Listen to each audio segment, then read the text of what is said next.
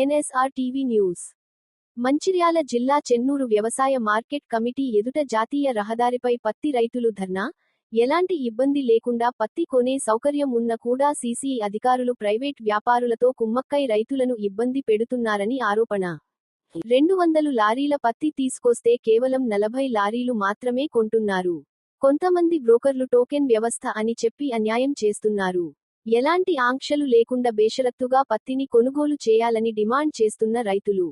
రైతుల ఐక్యత, రైతుల ఐక్యత, టోకెన్ సిస్టమ్ లేకుండా రైతుల పనులను వెంటనే, టోకెన్ పనులను వెంటనే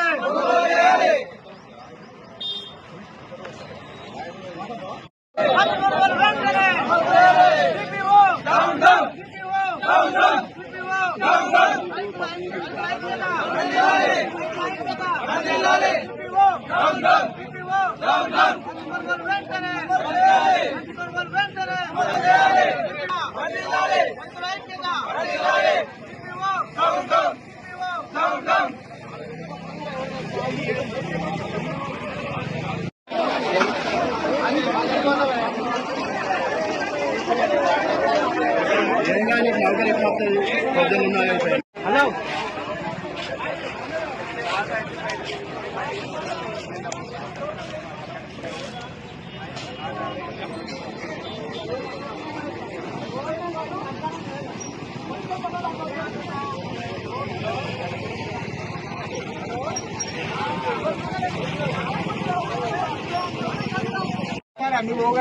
ఒక్క మిల్లు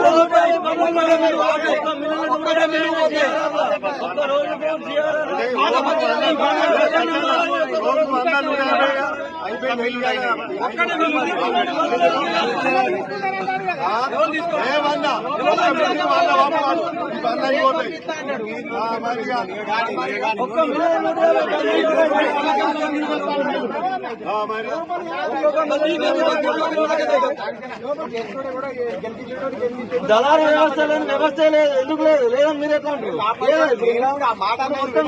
రైతులు ఉన్నారు, కూడా ఉన్నారు. అన్నమాట నష్టపోతాడు. రైతు ఏ విషయం తెలియదు కొనేదాకా మేము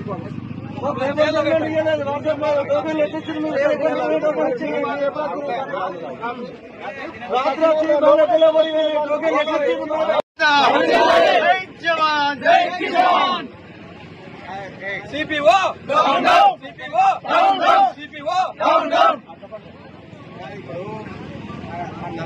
మార్కెట్ కమిటీ ఏరియాలోని మొత్తం ప్రతి రైతుది బేషరతుగా కొనుగోలు చేయాలని ప్రతి రైతు కోరుకుంటున్నారు.